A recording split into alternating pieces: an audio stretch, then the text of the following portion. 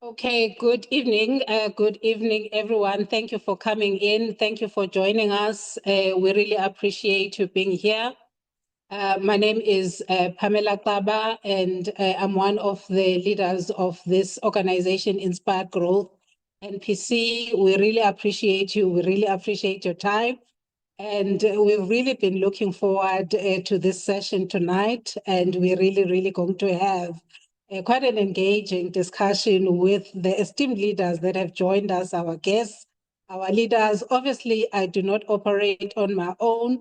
So Inspired Growth is really a nonprofit company that seeks to elevate personal growth as well as professional growth by making sure that we provide access to our community members and anyone that is interested in our cause in terms of just access to information and inviting really distinguished leaders in various fields to come and share with us, some of their lived experiences, some of their leadership philosophies, some of their values, and make sure that we continue to build a community. So before we start with introductions, I'll just like to highlight the agenda that we'll engage on as we see it on the screen.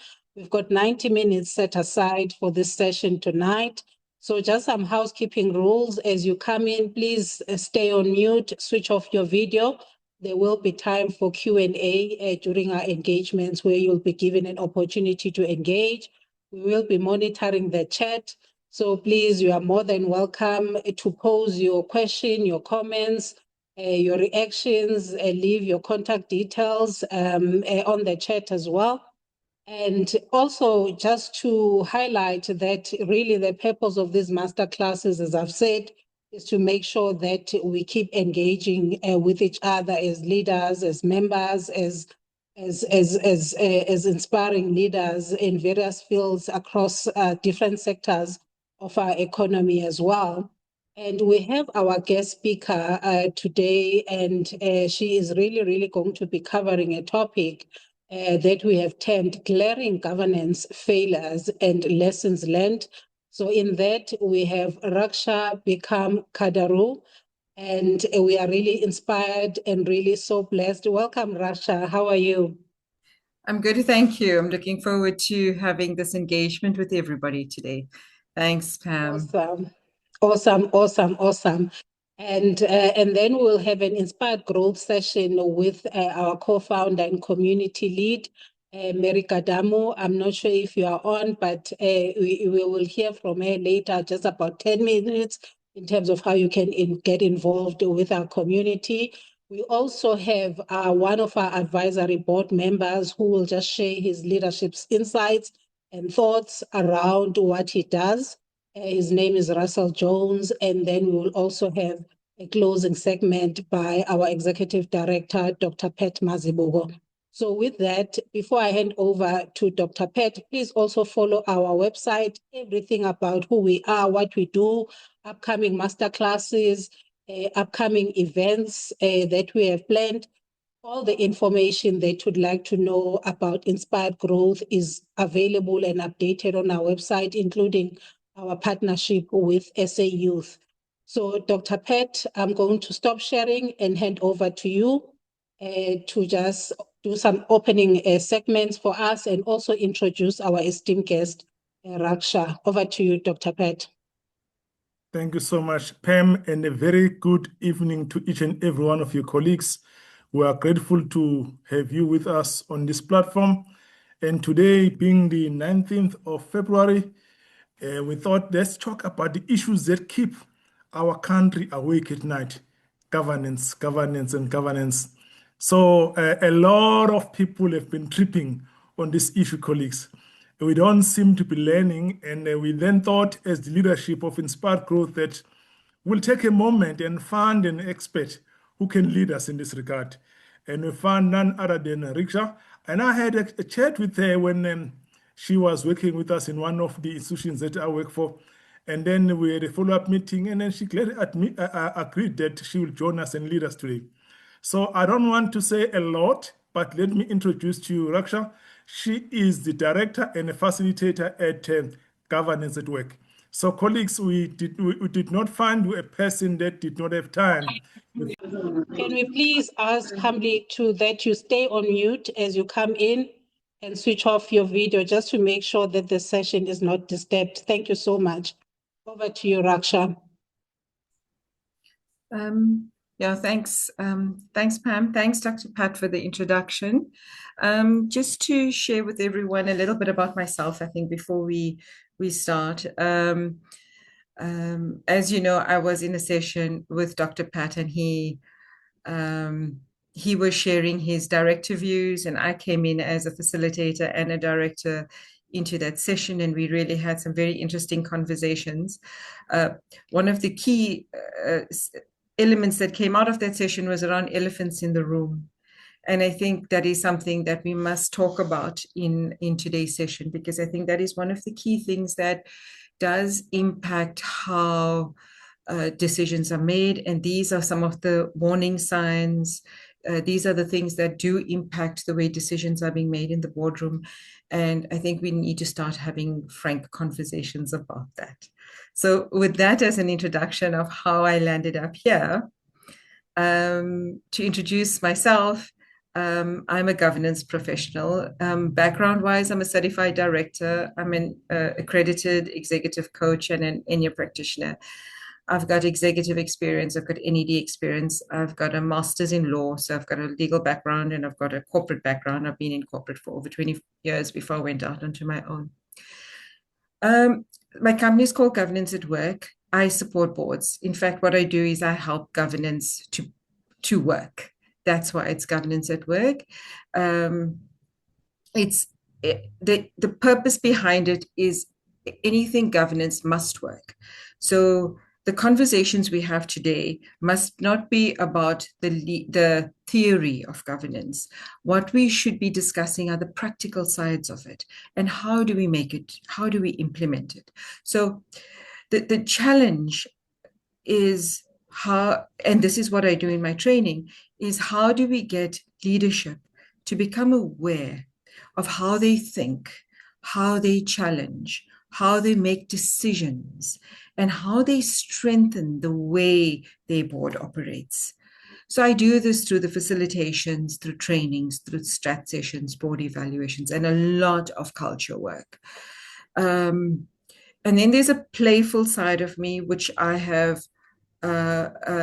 brought into governance. And if you look at my LinkedIn post, you'll see a lot of this where I do, and I've created something called Governance at Play, which is a very fun, experiential, and it's CPD accredited, by the way of working, where we look at real governance dilemmas and board dynamics, and we say, how do we help directors see their full potential?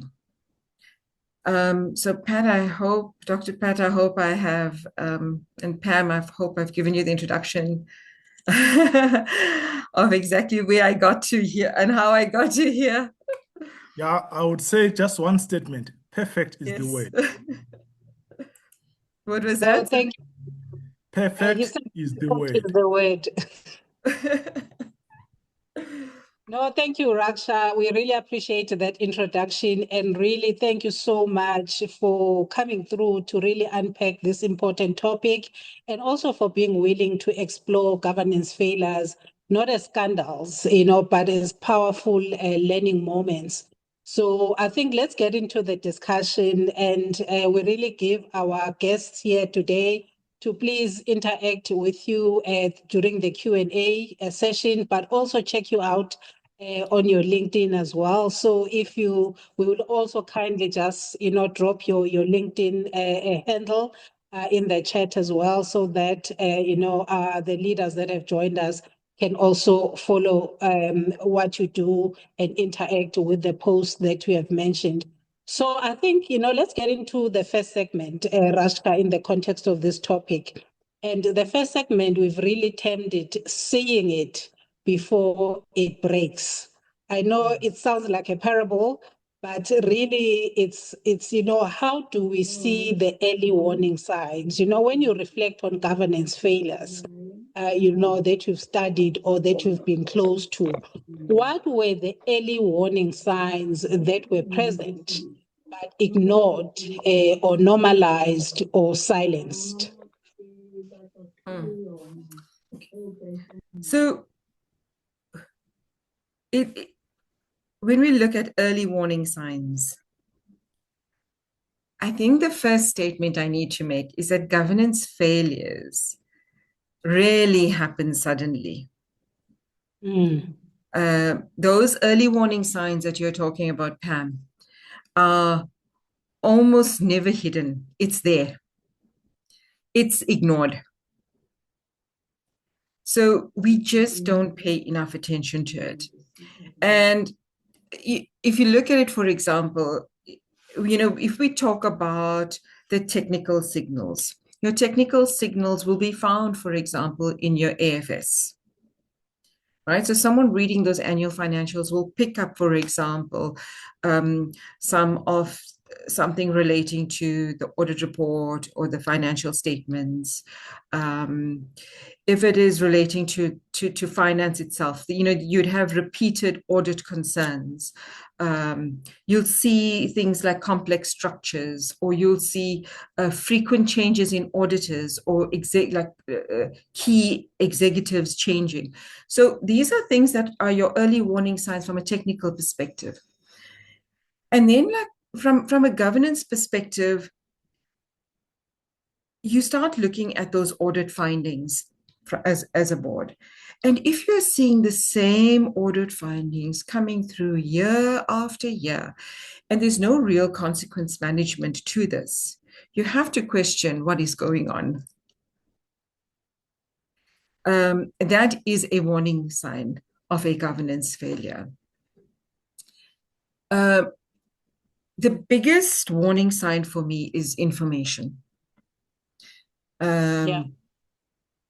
How information is packaged is absolutely important. So what you would find is either, and it's not always because something is missing. It sometimes is because it's just too much. There's just too much information. So if your board pack is running into hundreds of pages, you are given dashboards and reports and metrics. There's very little synthesis that has happened with these reports from a management level, which means that the board is not getting enough of a real strategic story in order for it to make a good decision. That is an early warning sign that needs to be looked at. Then, if that information is too polished, that also is an early warning sign. So how that is given, sometimes it's too little. So that would be something that boards, leaders should be paying attention to, how you're getting an agenda. When we're looking at agendas, it's important that agenda remains strategic and the agenda is outcome-based. So information, how information is received by the board becomes important. Then another red flag for me would be familiarity. How it would start to dilute independence. So there's nothing wrong with being human. It doesn't mean that if you're the board, you are here and management is there, so you've got to be rude or you've got to stay far and you've got to act like you don't know them. Actually, there's nothing wrong with being human and kind and just being good. But in saying that, you still need to remain objective and you still need to remain independent of mind. So if you have, for example, the CEO and the chair, for example, that are fishing buddies, they go off every weekend on their fishing trips and They finish each other's sentences, and they got socializing extensively. And they really challenge each other. So they are far too familiar with each other. That for me would be a sign, because you can't work out whose decision it is. And that for me means independence has been compromised. And when independence is compromised, the board oversight role is compromised. There's not enough constructive challenge. There's insufficient professional skepticism. And then what happens is, if there's independence issues, then you go into the concept of protection. You're protecting people's reputations. You're protecting egos. You've got to protect the company's reputation. You've got to justify decisions that are being made where there has been very little constructive challenge, for example. I can go on, but I think that's enough. It's a mouthful already of early warning signs. No, certainly maybe, let me just come in, Pam, if you don't mind, Pett. just to further challenge this statement. Sure. Yeah, look, talking about familiarity and that, what could be the biggest unintended consequences of such a relationship? The unintended consequence of familiarity is the fact that your independence can become compromised without you even realizing it.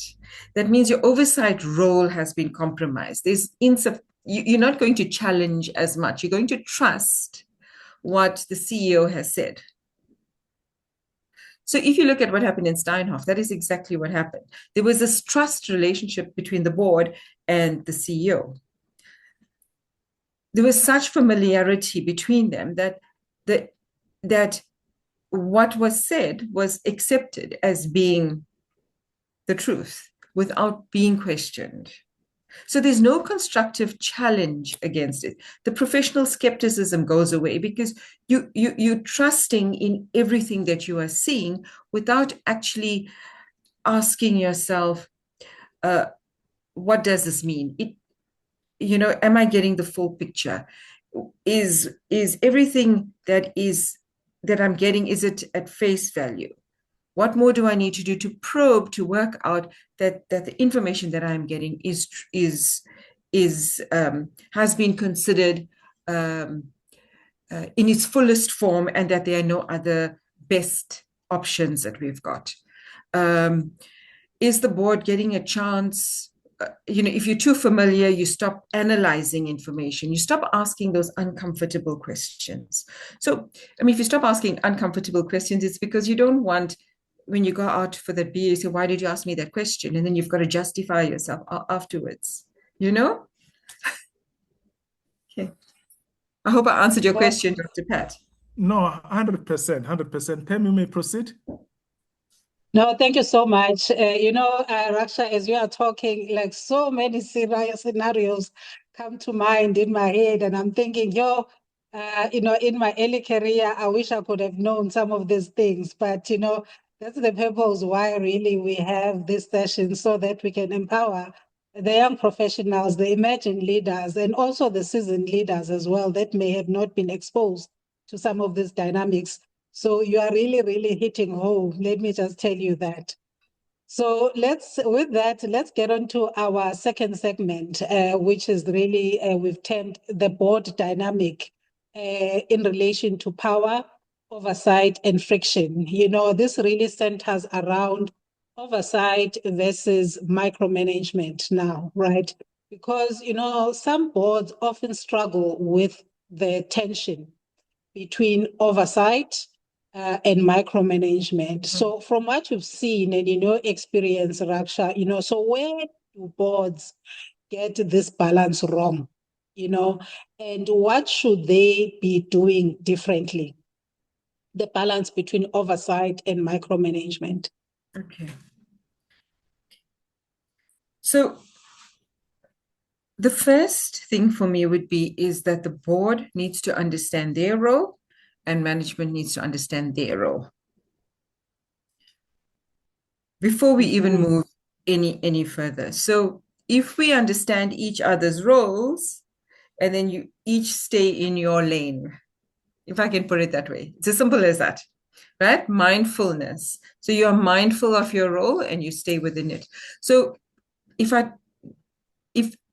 we are to take that and just unpack it a little bit, so you say, so for me, a board's role is to, well, King says actually that the board's role is to steer and set direction. It is to approve the policy and planning.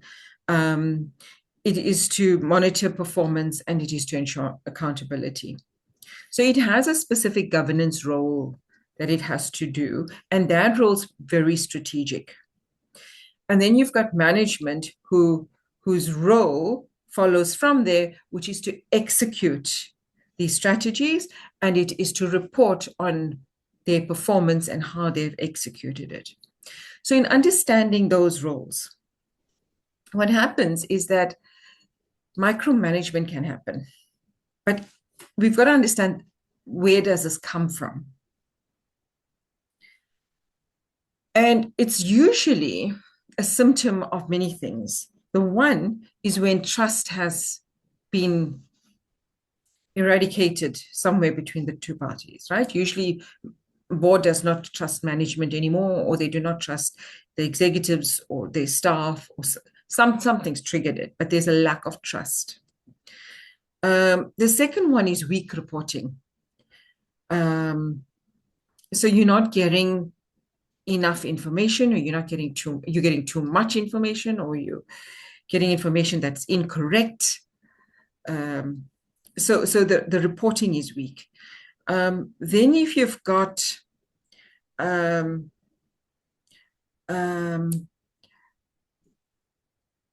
delegation of authority framework that is, you've got a delegation of authority framework, but it is not abided by. Or you've got a delegation of authority framework that is ambiguous as well. So then if that happens, then you've got unclear, ambiguous roles. So you've got people not knowing where they are supposed to be. So I'll give you an example, right? I mentioned to you now, and I'll show you how easy this, how easy it is to find yourself in an imbalanced position with oversight and micromanaging. So one of the activities that we do in Governance at Play, I divide the participants into 3 lots, right, in this fun activity. And one lot are the doers. One lot are the leaders, and then we get 1 or 2 of them to observe. And then we start the activity, and the doers have to do. Of course, the leaders are now watching the doing, and they've got to give instructions during specific periods of time. And the observers are just watching. They're watching this dance. And as the time progresses, the leaders eventually start stepping into execution.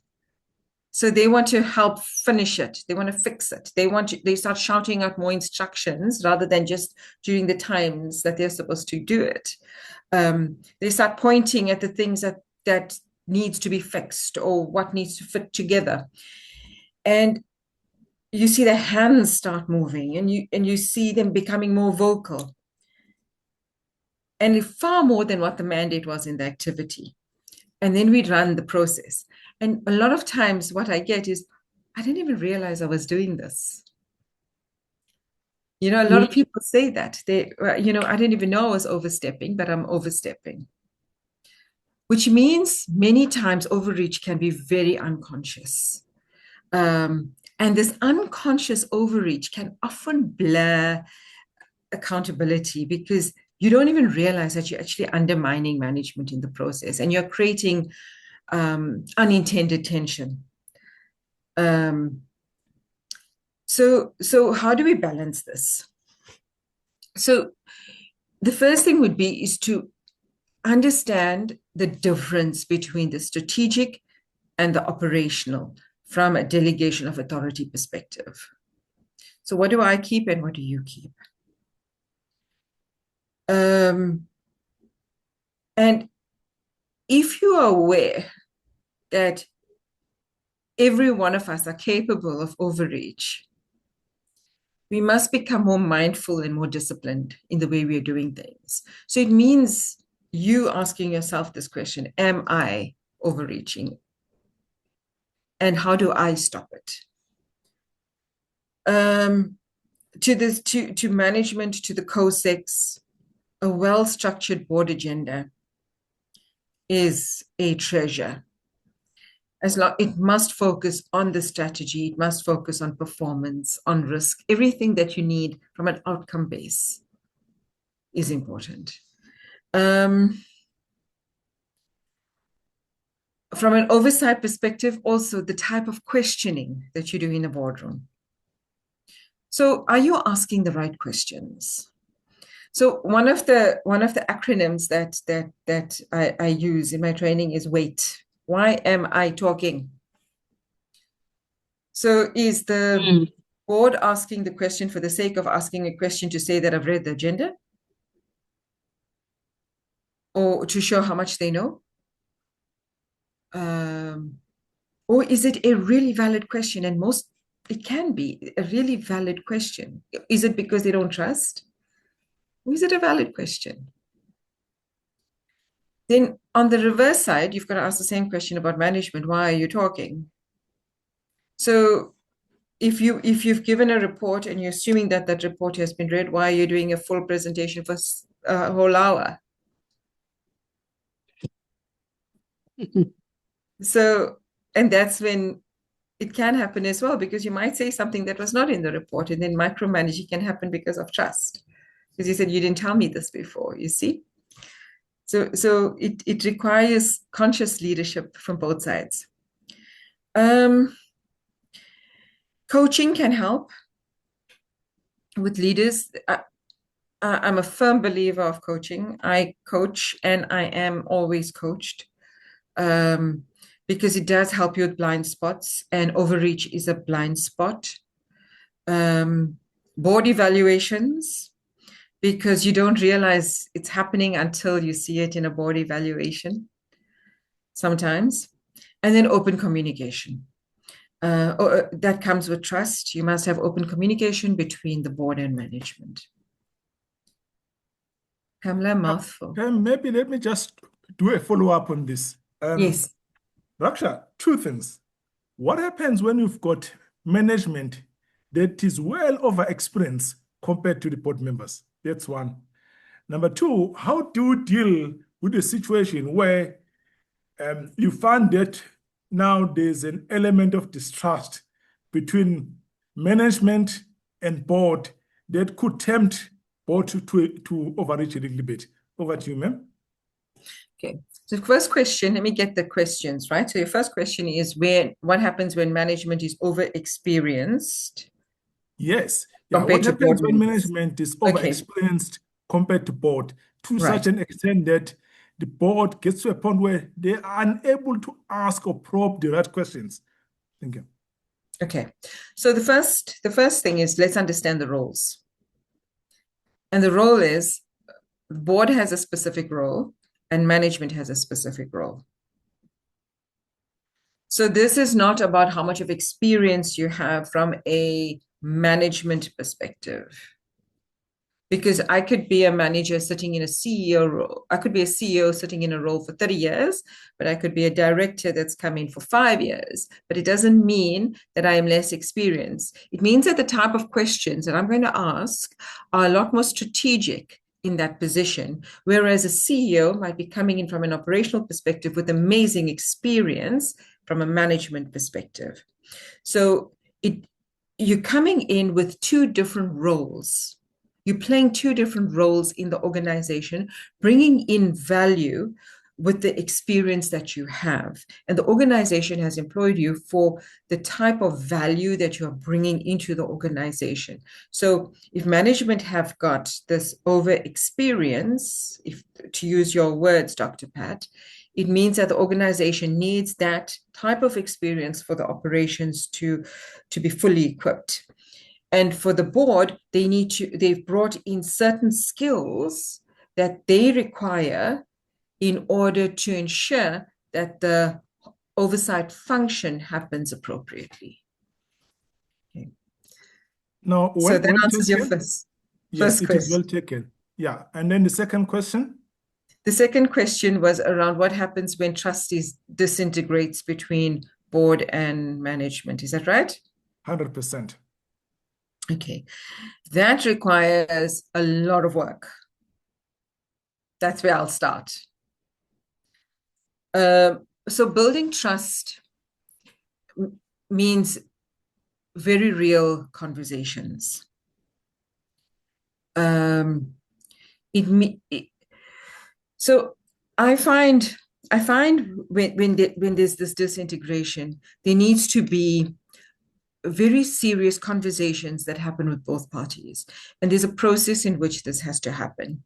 So you've got to have a conversation with management and understand some of the issues, or understand all of the issues, actually facilitate a process here to get everything out. You've got to get a separate session with the board to understand it and get everything out. And then you've got to have a facilitation with both of them to iron out issues.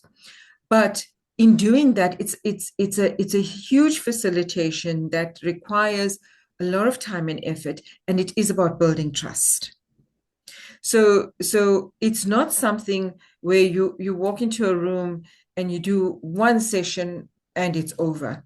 It means you've got to have a few exercises that are done, board dynamic sessions, continuously, and it could perhaps even be like once a month, every year, where the focal point is building the trust between each grouping. It's a very facilitation like that is extremely rewarding. So it does require honest conversations with each person. You know, you have one-on-one honest conversations with everyone that is impacted, and then you would have coaching sessions, and then you would have two together. So it's a process, and it can be done, but it's not going to come after one training session. Thank you so much. Pam, over to you. No, thank you so much. So, Raksha, let us move on to our third segment that we have termed diversity, culture, and of course, the South African context. You know, so let's talk about diversity as a governance and risk issue, not a tick box exercise when it comes to our context. You know, so how does board diversity then directly influence risk management and decision quality? Okay. Right. So when we talk about diversity, I always like to give a little background, because we have this understanding of diversity being just your gender, your age, your race, and many of the other elements that go with that. But we must be careful of what was the intention of diversity when we are looking at governance. Because the whole intention behind diversity is in order to create different thinking and capability within a board. So the question then is whether the board collectively has the right skills for the risk profile of that organization. So when we're looking at diversity, that's what the intention is. So if you're operating in a highly regulated environment, for example, then do the board members have sufficient regulatory depth? Do you have the right number of people who understand regulation that are sitting on that board? So you can have other things, but you can also have a lot more. So you need to look at what is the role of the company, risk profile of the company, and then you make sure that the board collectively has those. So that's where your tool of the skills matrix comes in. That's where it is powerful. So that's one of the ways that you would ensure that the diversity and the effectiveness of risk and governance can come in with your skills matrix. Also, when you're looking at diversity, it brings with it different lived experiences. So someone, a baby boomer has got a very different lived experience from a millennial. And Dr. Pat is going to bring a very different professional lens compared to me and compared to you, Pam. So we all have very different approaches in that room. And that is what will make board diversity stronger. That's what it's intended. So even when you are looking then at risk and emerging risks, the debate around it becomes more thoughtful. You start looking at different scenarios because different people start seeing things differently. So because you see things differently, you'll see the risks differently as well. You'll see opportunities in the risks that others won't. But here's the catch with diversity. Diversity on paper does not automatically mean that you're going to have the best decisions. Because you can have that, but if your culture is wrong, it's not going to work.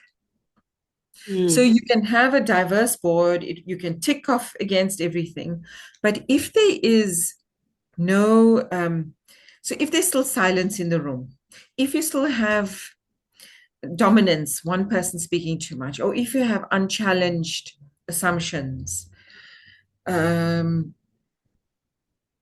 no constructive challenge, it's not going to work. So the culture becomes just as important as the diversity does. So to get the right culture, you've got to have some sort of psychological safety as well. And that comes with a strong chair. So we understand, the Audit and Risk Committee plays a role, but we must be careful because it's not only the job of the Audit and Risk Committee. Every strategic decision that is made belongs to the board, and you're looking at risk and diversity. And the diversity and the culture is going to strengthen how decisions are made.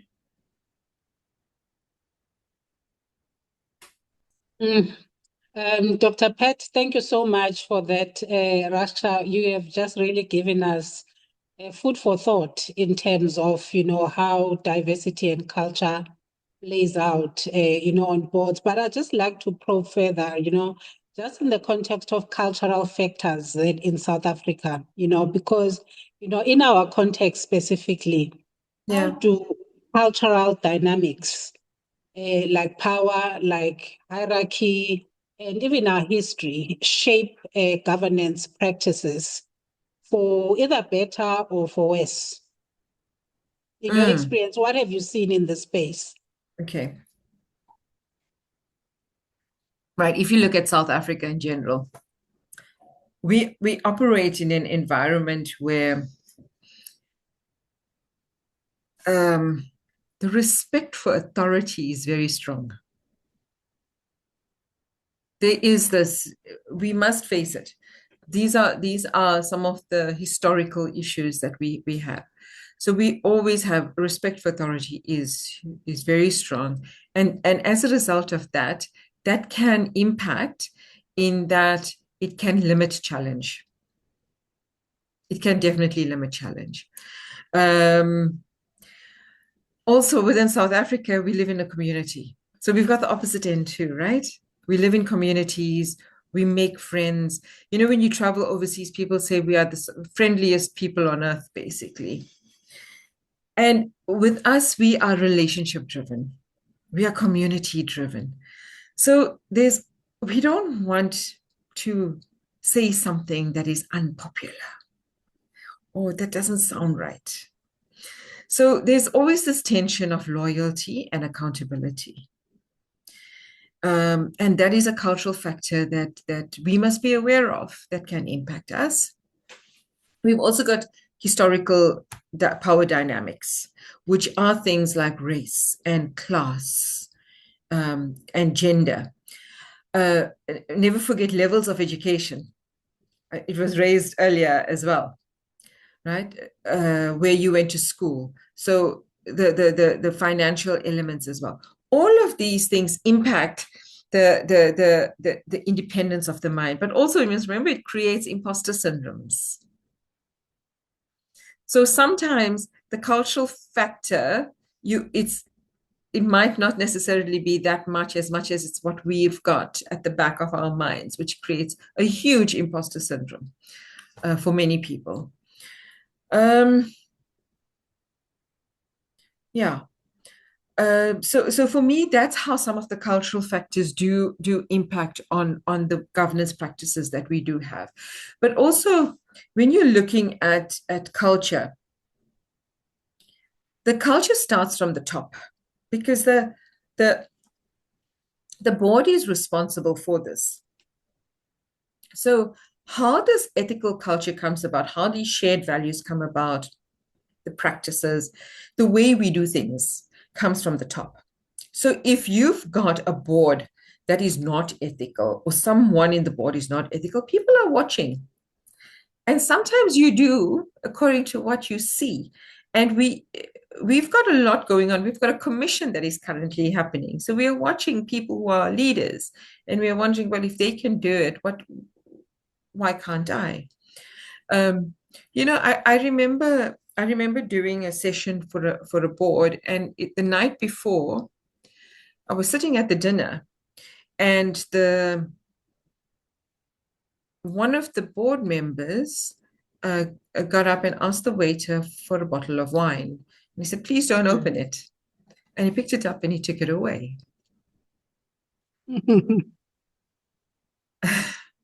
And I've got to ask myself, what culture do we have if our board member can do that?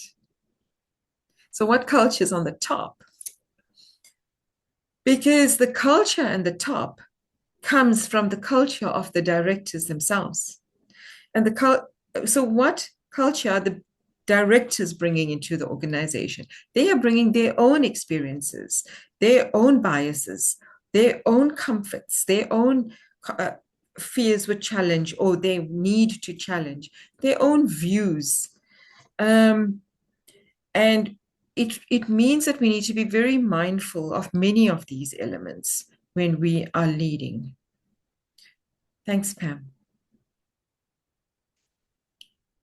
I can't wait for us to open the floor for questions from our guests and our leaders that have joined us on the call today.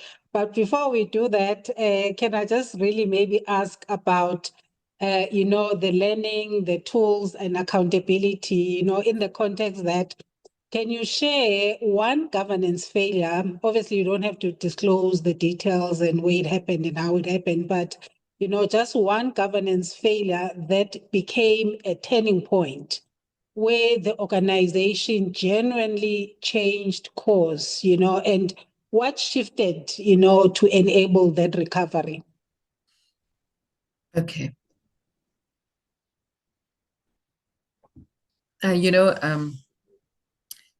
It's very difficult because you don't hear good stories in governance. Mm. You only hear the bad stories. And so when you read, you've got to really look. So it's just something that we must just be very aware that there are perhaps many good stories that we are not aware of. So the two that are public that we are aware of, I'm sorry, I'm smiling because the one that I actually wanted to do has gone into voluntary liquidation. And I realize it's no longer a good story, which shows that good stories are very hard to come by, because it takes so long for a governance failure to get corrected. That is the key lesson for me. So the one that I would look at is EOH. Actually, I can think of two if you're keen, but the one would be EOH, because that was one of the largest. We had that as one of the big failures in 2019, but also it came up in the Zondo Commission as well. And in that one, after the forensic investigation, they found there was a whole lot of irregularities, including some tenders and unsubstantiated payments. But the lesson that came out of that is EOH stepped up after that. So they initiated a structured reset. There was a whole renewal around the board and the executive. They actually went into mindful governance management, from what I saw. They did their own independent investigations. There was massive controls and internal controls that they strengthened. They started simplifying their structure, concentrating on their strategy, making sure they focused on it. And then around 2024, what they did was they formally changed their name to IOCO. And their rebranding was very, very deliberate. It was because they needed to, one, get rid of the legacy issues, but also it was because they said, well, it's a whole new renewed strategic direction. And then from the disclosures, from the company disclosures, I mean, they make it clear that this is still a turnaround phase. That they're still working on it. They're still working on their controls, but they are a lot stronger since the crisis. I know we're running out of time, so that was in 2019. But I'd suggest people also look at VW, which was the international one. That happened in 2015. And if you look at both pivoted, both companies pivoted, both had to review their leadership and their compliance issues. And if one was in 2015 and one was in 2019, and we still remember it, it means rebuilding trust takes time. And that, for me, is the key lesson. Yeah, Pam, I've got a follow-up question before we open up. Raksha, tell me, I'm going to use myself as an example. If I am an executive chairman of company Z, what happens if I step down today and tomorrow morning I come back as a non-executive director? Is that ethically correct? And what are your views? Okay, so legally, there's nothing wrong with that. Absolutely nothing wrong legally. But what the law says and what governance is are completely different, right? So in governance, the question around it is on independence. What is actual, what is perceived as independent. So you look at it from independence needs to be looked at holistically. You need to look at everything around it. So if you're looking at King, for example, and you look at Principle 5, it's very clear what independent is, the word independent. So in there is a practice note which says that a former executive is not considered to be independent if they are employed by the organization in an executive capacity within the last 3 years. Now, what that means Dr. Pat, is that the executive director can step down and can be appointed as a non-executive director, but it doesn't mean that that director is independent. So you can be appointed as a non-executive, but not as an independent NED. I see. Yeah. Oh, thank you so much, Pam. I think let's open it up for some influence by the other people. Over to you, Pam. Yes, no, absolutely. It is now 10 to 7, and let us engage. And you've given us lots and lots and lots to ponder on and research on, and most importantly, reflect on. So, but we also don't want to leave our leaders behind that have taken time out of their busy time as well to be with us this early evening. So with that, we would really like to encourage an interactive session with engagement in the chat, as well as for those that would like to pose a question to Raksha. Please unmute yourself, switch on your video if you are comfortable, and then let's just really, really engage on the key learnings, your key takeaways, your input, your comments, your questions. So let us then, see, I'll just start monitoring the hands if we have any, and also let me just check the chat as well. You know what I always say is that, if I take time to be at a session, I want to make sure that, I highlight some key takeaways. I'm not putting anyone under pressure, by the way. I'm just saying what I would do is that, because you always have a question that sits in your mind, and also in public platforms like this, fear actually cripples us because you're like, oh my gosh, what if I ask a stupid question? There is no such thing as a stupid question. This is a safe environment. This is a learning environment.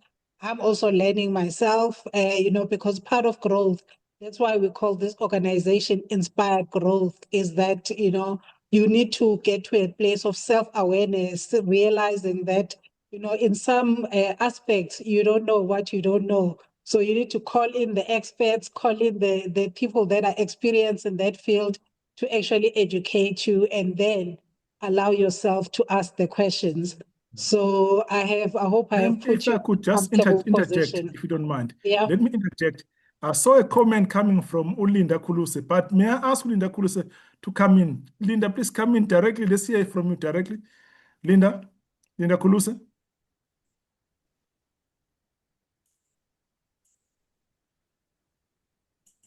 Linda Hi, Kuluse, everyone. please. Good afternoon. Good afternoon, Linda. Hi. So I'm very much interested in the obvious one that has just happened, the one that has just been liquidated at Raksha. And you don't have to, go into detail, but can you just tell us what happened? What are the key big things that could have been avoided by the board and the directors? So I think what had happened there was it dealt with, it was more, there was certain revenue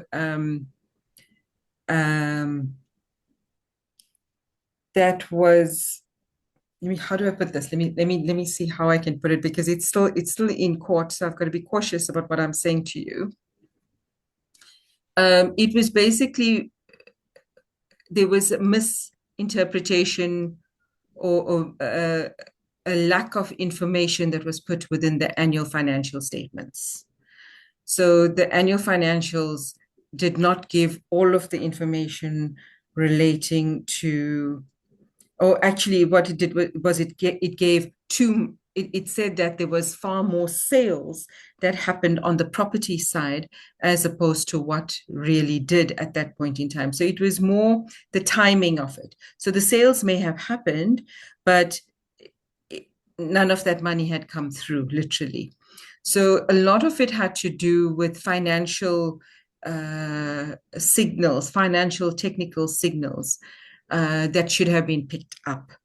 And that was the largest issue that came up, Linda. I see. Thank you very much. Yeah. Wow. Sad. It is very sad because I'm from KZN, so it's very sad. Yeah, Pam, there's another question as well on the chat. Yes, no, thank you very much, Linda. Thank you, Raksha, for that. So there is another question from Sharon. Sharon, I'm not sure if you want to unmute and engage with Raksha, but while you do that, let us just also help for context in the question that you've asked, which says, Raksha, how does an organization know objectively that its governance is working before a failure occurs? So that's the question from Sharon. So Sharon, you're more than welcome to engage with Raksha. So Sharon, within the organization, you've got various tools. So let me see if I'm going to, you can tell me if I've responded to you appropriately. So an organization can do what it can do as long as it understands it has as much information available to it. So for example, if you had to look at Companies Act and you look at the business judgment rule, right? There's solid defenses there, but it means that you must take reasonable steps to be informed, which is what we expect of our board. You've got to take all these reasonable steps. You should not be conflicted when you are making any form of decision. And when you are acting in the best interest of that organization with due care, skill, and diligence. So, that has to always be underlying in anything that is being done. That helps you to be objective, to make sure that when you're making a decision, you're making the best decision. And that's based on the business judgment rule. But also, we spoke earlier about tools. So there's so many different tools that are used in order to help, to support, to show that there's these reasonable steps that are taken. So for example, from the top, you've got your board, and then you've got all your committees that are helping and to support. But then you've also got the various structures that are assisting. So your committees each do their bit, but then you've also got your combined assurance tools. You've got your internal audit, you've got external audit. If everyone is playing their role appropriately, and everyone is doing what they're supposed to do, then the organization can fairly look at this and look at it objectively and say, well, are we doing what we're supposed to do? But it is a system. It is a system, and it means everyone needs to watch out. Sharon, please talk to me. Tell me if you are comfortable.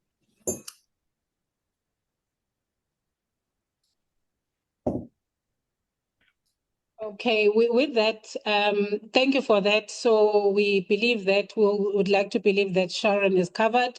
So let us then look at the question there from Tamsanga. Tamsanga, if you can unmute yourself and pose the question to Raksha, that would be great as well. So while you are unmuting, so what Tamsanga has posted is that, will it be of assistance to have some form of a governance scorecard that is published for each company or organization every year, wherein governance failures can easily be stated for the public to know? So that is quite a loaded one from Tamsanga. So Rashka, maybe you can respond to it briefly, and Tamsanga, you are more than welcome to engage with Raksha. Sharon just came back to say that her mic is not working and she is answered. Thank you. Over to you, Raksha and Tamsanga, on that question. Okay, so when we're looking at governance, we need to understand that every organization is different. And having a scorecard worries me. This is my own personal opinion, and if any organization prefers to use a scorecard, that is perfectly fine. But from my perspective, I always believe that governance is not a tick box exercise. And the moment you start putting, you force onto it a scorecard process, or it becomes to some extent, if I have done that, tick it off, and wow, I'm done. So that means my governance is in order. But that's not how governance works. Because the intention behind governance is to make sure that you achieve those 4 outcomes. You've got to make sure that you've got your ethical culture. You've got to make sure that you've got your performance and value creation. You've got to make sure there's conformance and prudent control, and there's legitimacy. You've got that license to operate. So when you're looking at governance, if you're looking at it from a scorecard perspective, that's your scorecard, the 4 outcomes, and how do we get there? So King 5 has done something very interesting in that they've removed the reporting, not removed, they have created a reporting framework that can be used. And perhaps that might be very helpful, and maybe that can be considered, and maybe look at that, Thamsanqa, because maybe that is what you are thinking about if you're using the word scorecard, where it gives the opportunity to look at the building blocks of the code, and it says, well, if we want to achieve a particular outcome, this is how we have applied the principle, this is how we have effected the principle, and this is the practices that we have applied in order to achieve it. Okay. Thamsanqa? Yes, no. Thanks for confirming that with the King 5 has improved to get to that. But what I was trying to get into, in my view, is I'm looking at the repeated type of governance failures that are always like creeping up consistently. And to me, that's same like your audits. That's always the Auditor General complains about. So for me, I was looking at some form of a report card, sort of that will say, this is what is happening in your space in terms of internal controls. And as it has been consistently happening, chances are we'll start to challenge the board oversight role at an early stage, maybe in the first year of their reporting.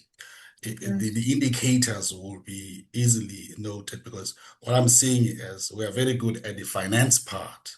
It's very easy to tell the indicators on the finance part because it's all numbers. Obviously, but when it comes to governance, there are no clear measures or KPIs in place, and it's left to organizations to sort of have their own controls. But if there can be some form of a consistent approach that is making sure that the governance failures are reported consistently, and then thereafter consequences being attended to.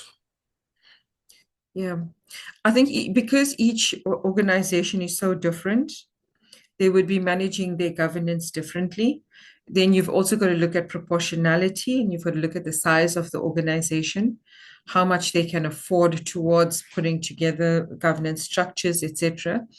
So my view is that if an organization wants to put together a scorecard in order for them to be able to create certain standards, I think they can do something like that, but they must be very mindful of the fact that having something like that does not necessarily mean that they have complied with making sure that they have achieved the 4 outcomes. They must always look at it to ensure that the governance outcomes are met. That the purpose of governance is to make sure that the 4 outcomes are met.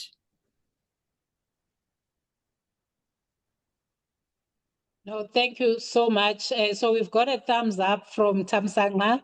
So Thank you. he is sorted, and it is now 5 minutes after 7. And with that, we'd like to wrap up this discussion so that we also don't keep you and we can move on with the rest of our agenda. But we are really, really humbled and grateful, Raksha, for really taking your time out of your busy schedule to just be with us and connect with us and connect with the leaders in the call.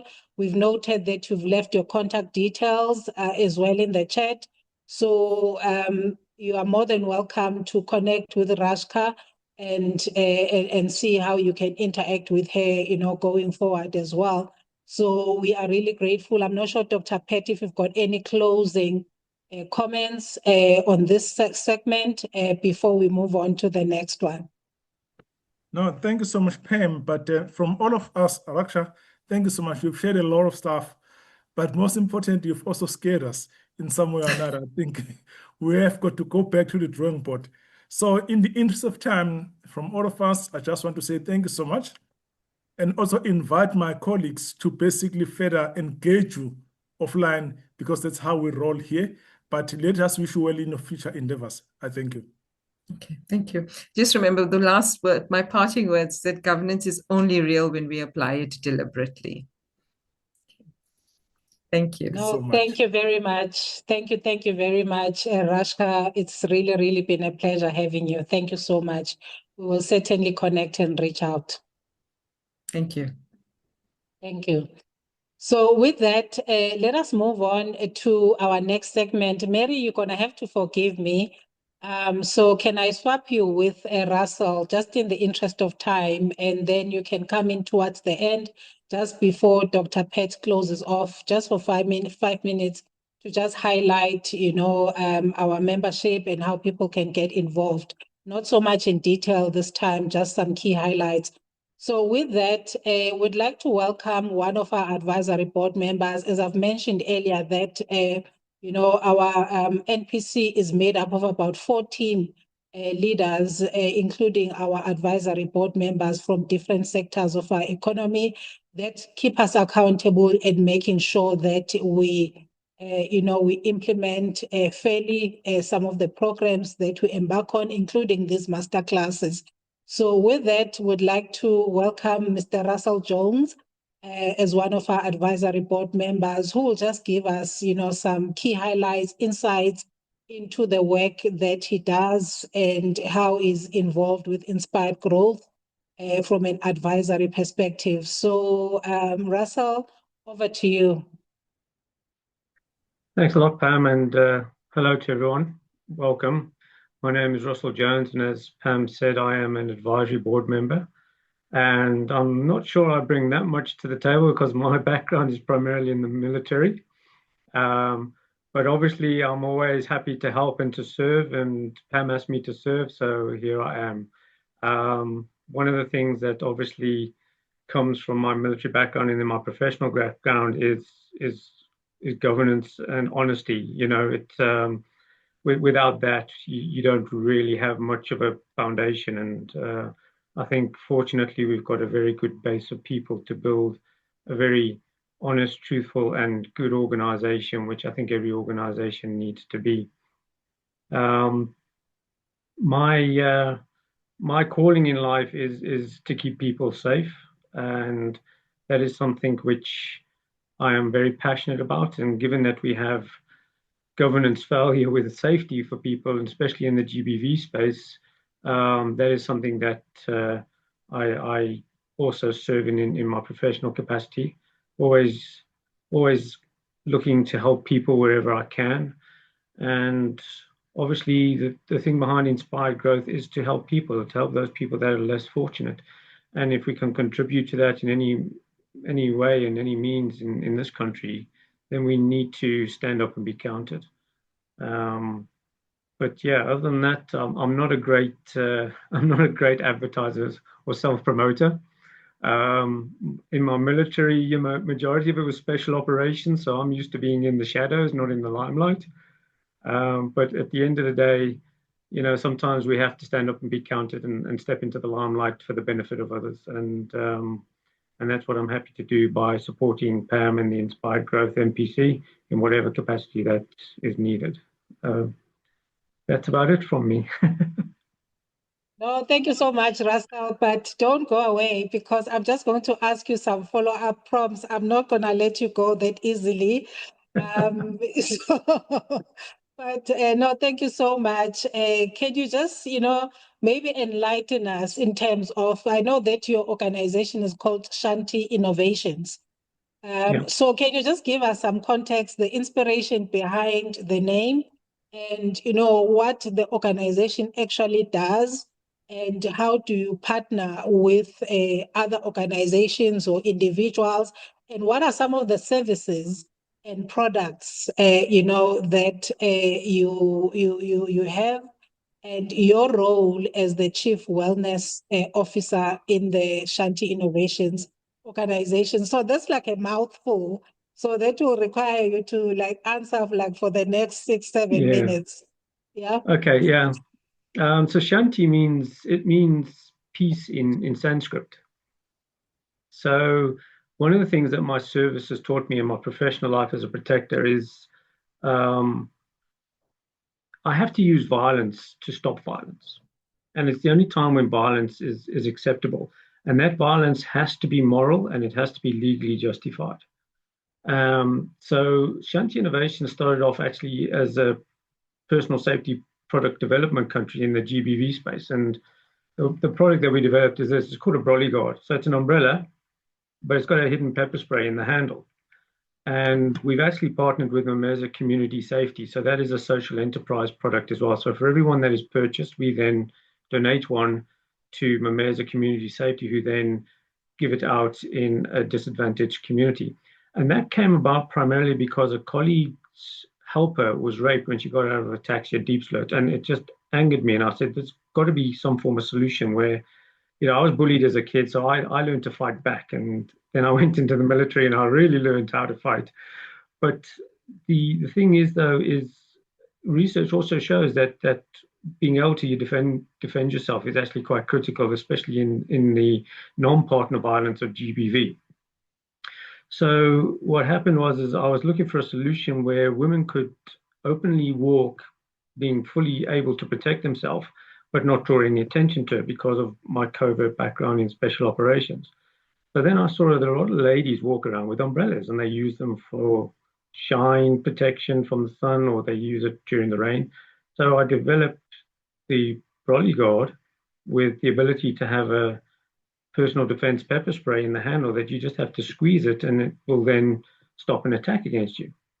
And then furthered my sort of educational development into criminology. And from there, I learned a lot about the sociological theories that condition people and what causes them to go into crime and what you can do to protect yourself against crime.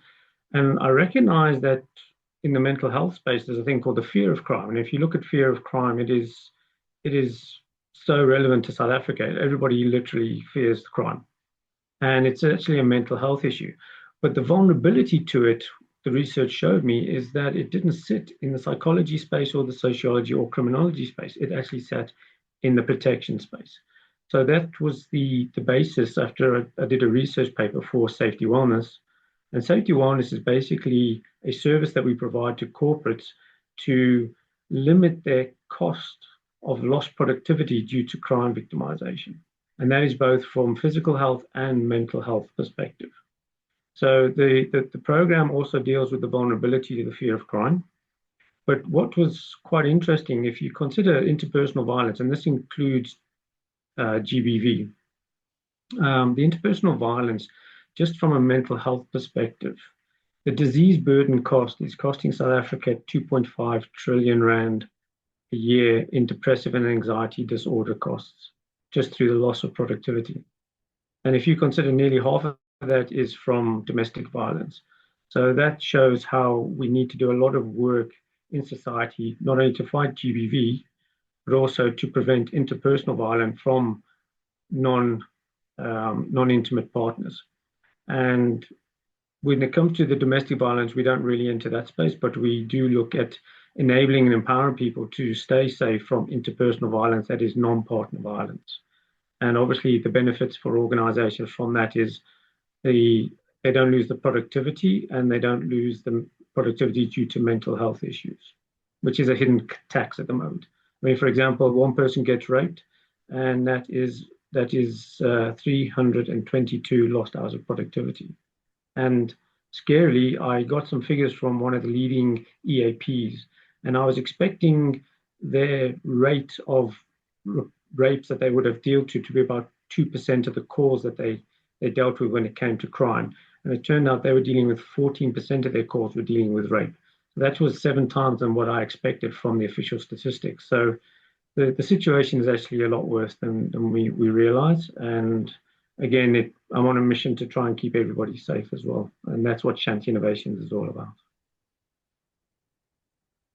Thank you so much, Russell. You see, you have actually given us a mouthful. I think someone's got a question, or someone was saying something. Yeah, as Linda's saying, no. it's quite very insightful. Yeah. No, I say Yes, thank you. I'm full of scary information when it comes to this. But again, the main thing is, and anybody who wants to reach out to me on a personal level, just if they want some personal safety advice, I'm quite happy to give it. If they want me to speak to them in their corporates with a view for safety wellness for their organization, then they can get hold of me via LinkedIn. And yeah, always happy to talk. Thank you so much, Russell. So you're more than welcome also to leave your details in the chat so that your email address, your contact numbers, and your LinkedIn handle, so that it's easy for the leaders that have joined us in the call to also, because the work that you do is very, very important, which is also what prompted me to ask you to be on our advisory board, because I think in the society that we live in, it's either we have been victims of crime, or we know someone who's been a victim of crime, especially with GBV, on the rise. So you are definitely adding value, and I've certainly in my interaction with you, like since I met you in our podcast almost more than a year ago, I've been following you, and I have learned a lot about how to handle certain information. So thank you. We've got a hand from Dr. Pat. Thank you so much, Chair, and a very good evening, Russell. 2 things, Russell. One is, how are you influencing the younger generation, the people that are sitting at high school right now and below that level? And then the last question is all about psychological safety. How do you drive psychological safety as you engage, more especially with the people at a corporate level? Yeah, we're not. I mean, the psychological safety we're not really deal with. But we do mention it purely from my military background in special operations. You always get there's always the books done by the SEALs and all that. And the reason why special operations are so good is because it's psychological safety. I can tell you, I've seen a brigadier take tactical advice from a lance corporal. Now that's a difference of 12 levels in the organization in rank. And if you look at a corporate, where would you ever have, that's like the CEO taking advice from the cleaner, right? But the thing is that's the environment that is cultivated there. And it's important to do that. On the youth thing, we haven't engaged with the youth as yet. That's something we're going to try and do through, we're helping the Tears Foundation at the moment, and and we've got our link with Mameza. But again, it's because Safety Wellness is such a new concept, we've still got to get the words out there and let people know that it is out there. And specifically, for the youth, especially the young girls, they're so at risk at these schools. But one of the things that needs to change is unfortunately, the long-term societal approach will take a very, very long time. And unfortunately, that leaves our youth and our women vulnerable.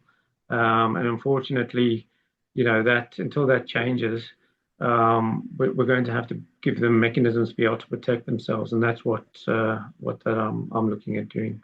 But again, being more proactive as opposed to reactive, because if you're proactive, it's risk mitigation, whereas reactive is just damage limitation effectively. No, thank you so much, Russell. Thank you. Please, more than welcome to connect with Russell. And thank you for serving on our advisory board. We really appreciate you and the work that you do. And we'll then continue to connect and make sure that we create more platforms for your organization to engage with our youth as far as safety wellness is concerned as well. So thank you so much. Thanks, Pam. Thank you. So with that, I would like to hand over to Mary, who's our co-founder as well as community lead. Mary, you know, I'm always cutting your time, but because you've got this sorted already, so just give us some key highlights in terms of, you know, how people can join our community and, you know, just seeing that we're a membership-based community, maybe not so much about the details and how much and all those things, just the different memberships and also just highlight our partnership with SA Youth. Thank you. Okay, thanks, Pam. I sent you a presentation. Are you able to share it? I can't share it from my side. Just a few slides, like 2 or 3, not much. No, where did you send Okay, it? that's fine. On email, but it's fine. email. Yes, I'll talk through it because I know that we Okay, don't let have me much. find it. Just start talking in the meantime. Let me find it and then I'll project it. Yeah. Thanks. Hello everyone. My name is Mary Kadamu. Sorry about my voice. I'm coming down with the flu, but I don't normally sound like this. So over the few minutes, I'll be sharing some information about Inspired Growth membership, what it offers, and why it is such an exciting opportunity to be a part of such an important community. Okay, so I think before I talk about some of the benefits, I just want to ask everyone a very important question. Have you ever tried to grow alone? I've asked this question to a lot of people, and the answer was it's quite hard to grow alone, right? No matter how experienced we are or qualified we are, we move faster when we are around the right people and when we are in the right community. So that's really what it's all about. That's why Inspired Growth exists. It happens when you are connected, when you are learning from others, and when you are in the right room and opportunities are shared, that's where you grow. So we invite everyone to be a part of the Inspired Growth community. I'm going to share with you how you can join and then what are some of the benefits briefly.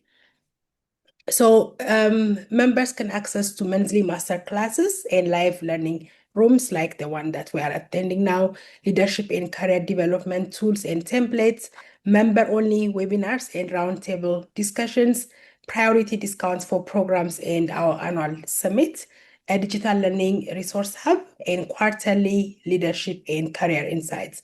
Now, I invite everyone to go to our website, www.inspiredgrowth.co.za. Then you will see information in terms of the pricing. Let's do the third slide, Pam. We are on the third slide. Okay.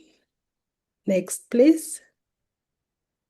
Yeah, so you can join if you have a business or you represent an organization, you can join as a corporate member or you can join as an individual. Or we also have free membership for unemployed women and youth between the ages of 18 and 35. But please, I invite you to go to our website and click on the membership tab, and then you will find all the information there. The most important question is, how do you join? Like I said earlier, by going to our website and you can register there directly, or you can send us an email at info@inspiredgrowth.co.za, or you can connect with Pam and myself on LinkedIn, and we're happy to schedule a meeting with you and maybe explain everything in detail. So I'm hoping that by the end of this call, we'll have a few members that will be joining our community, and we look forward to welcoming you. Thank you so much, and thank you for being with us this evening as well. Thanks, Pam. That's my brief presentation. I'm keeping it very, very short. No, thank you very much, Mary. You have really done well. And you have really shared key important information. So with that, we've got 5 minutes left of this call, and we'd just like to check if anyone has any final comments in the chat or any question that that sitting on top of mind. We don't want to miss anyone. And there's a comment from Kamohelo. Thank you, everyone. Very informative. She's from the Department of Justice, International Relations and treaty affairs as an intern. So some people have left their contact details in the chat and their LinkedIn profiles. We are building community here. You are more than welcome to reach out and where you found something of value and connect with those individuals. So with that, in the 4 minutes that we have left, I'd like to hand over back to Dr. Pat, who's our Executive Director, to give us, to lead us to a close and just to summarize today or this session's engagements and just give us some highlights in terms of our next masterclass as well, which will be on the 19th of March. So these are monthly masterclasses. Over to you, Dr. Pat. Thank you so much, and thank you so much, Pam. You've done a pretty good job as the chairperson for this masterclass. May I also thank Raksha for taking her time to be with us here today. You know, a couple of things that came out. You know, I said to her earlier on that she really scared me, and Pam, I was not joking. She did. You know, a lot of things that she said, but you know, just two things. One, a well-structured board agenda is a treasure. That's my key take home. You know, I've seen some of the board agendas, you know, they really leave a lot to be desired. So that is just one of the things that I took. But then secondly, your WAIT acronym. So I'm going to use it, and I'm sure that a lot of us are going to do that. But then you also spoke about the early warning signals that we tend to ignore. And one of the people on the call also spoke about our ability to learn such that we do not actually ignore or get to a point where we do not implement the controls that have been identified. So thank you so much for that. And thank you so much for just taking time and engaging us and also listening to what we are saying. And we are very thankful for that. So we wish you well on your endeavors again.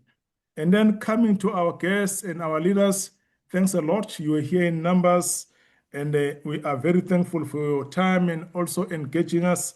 That means a lot for us. But also, I just want to thank a lot of people that have just kept quiet, but they said their Pam just absorbing. You know, what we're picking up is that a lot of people will then get back to us a couple of days later and say, wow, that was great. But we are also aware that there's some other people that have committed to be here. They couldn't be here due to some other things that have just come up. So we are very grateful that they continue to be with us. And then Russell, thanks a lot for sharing what you've shared with us. Sometimes because we do not engage on a daily basis, we do not know what other people can offer. So today it gave us that wonderful opportunity, Russell, to understand who you are and what is it that you can offer. So thanks a lot.